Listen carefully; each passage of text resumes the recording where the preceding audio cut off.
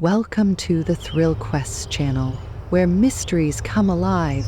I'm Annabelle, your guide through a labyrinth of suspense and intrigue. Get ready to elevate your senses, grip the edge of your seat, and prepare to embark on a journey into the unknown.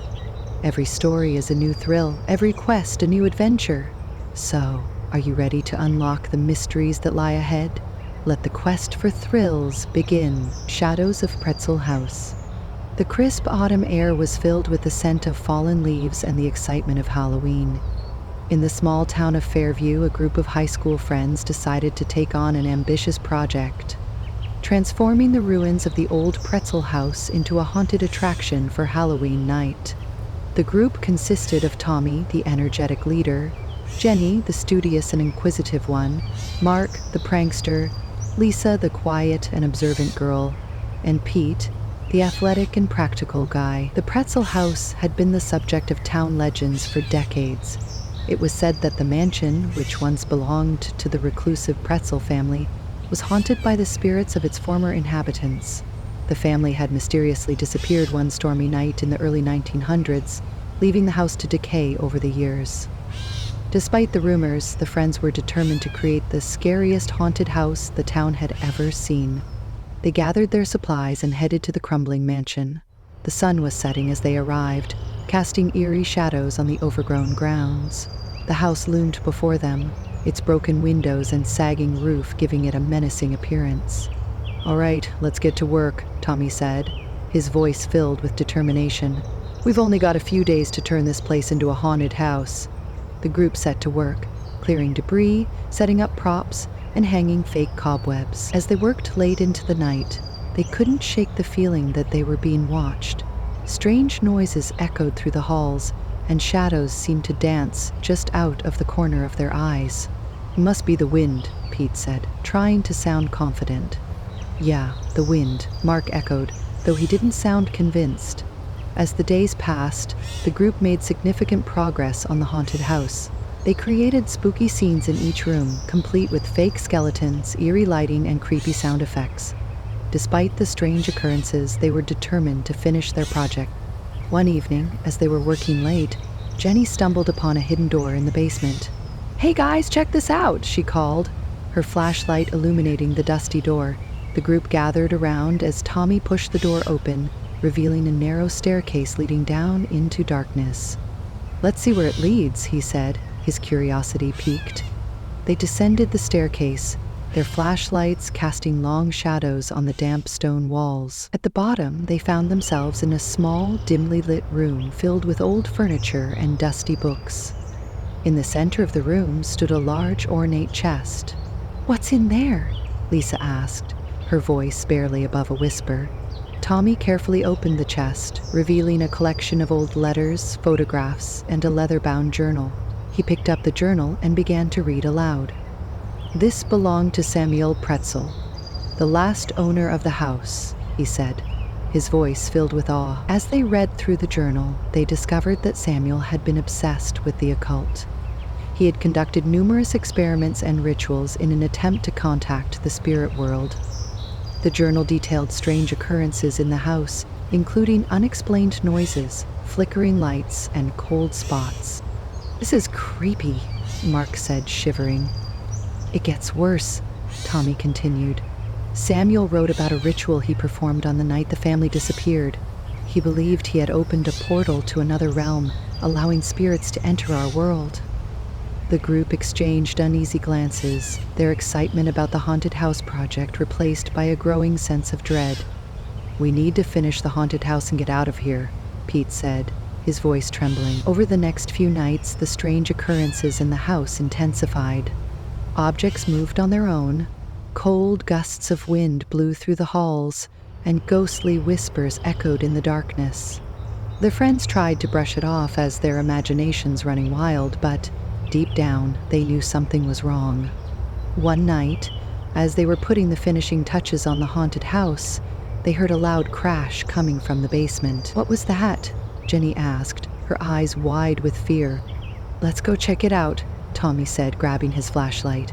They made their way to the basement, their hearts pounding in their chests. When they reached the hidden room, they found the chest overturned. its contents scattered across the floor.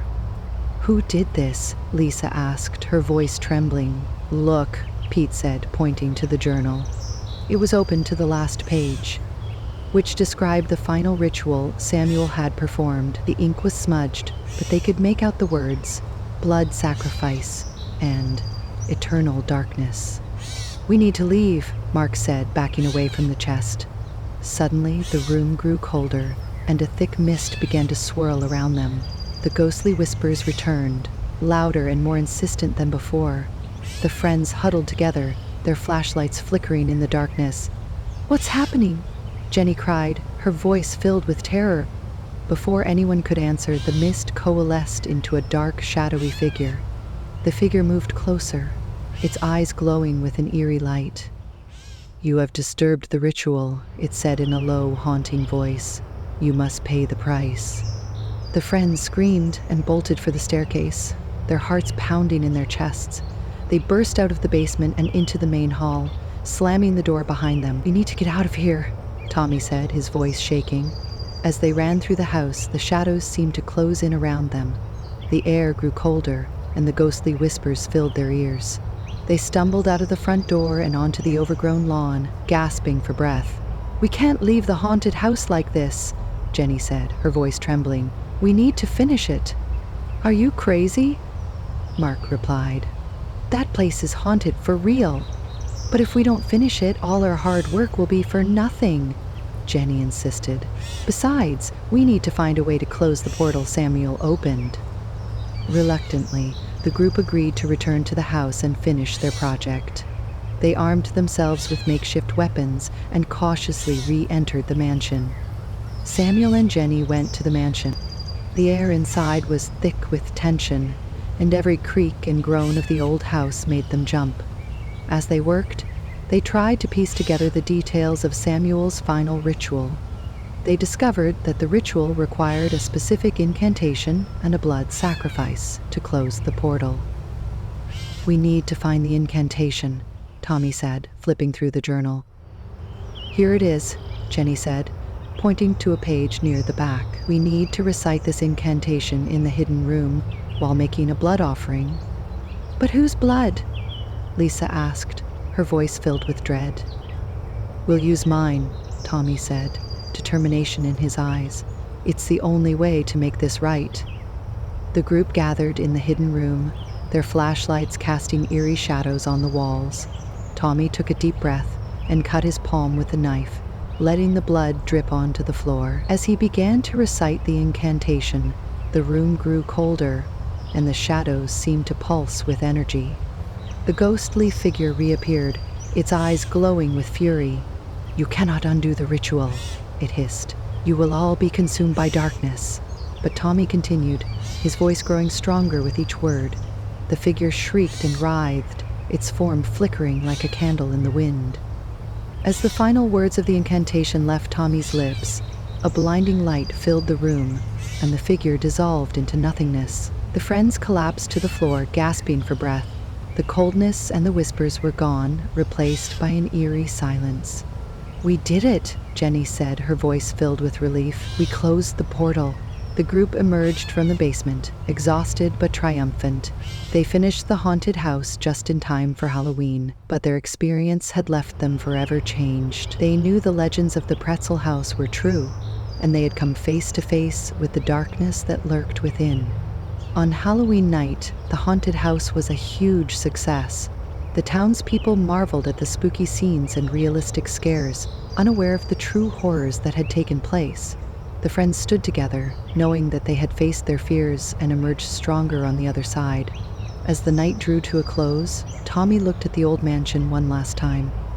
"We did good," he said, his voice filled with pride. "Yeah, we did," Pete replied, clapping him on the back. And as they walked away from the Pretzel house, they knew that they had forged a bond that would last a lifetime. A bond born from the shadows of a haunted past. Thanks for joining us on another thrilling quest. We hope you enjoyed unraveling today's mystery. Don't forget to like, share, and subscribe to the Thrill Quests to keep the adventure alive. And remember, there's always another mystery waiting to be solved, so be sure to tune in for tomorrow's episode. Until then, Stay curious and keep questing.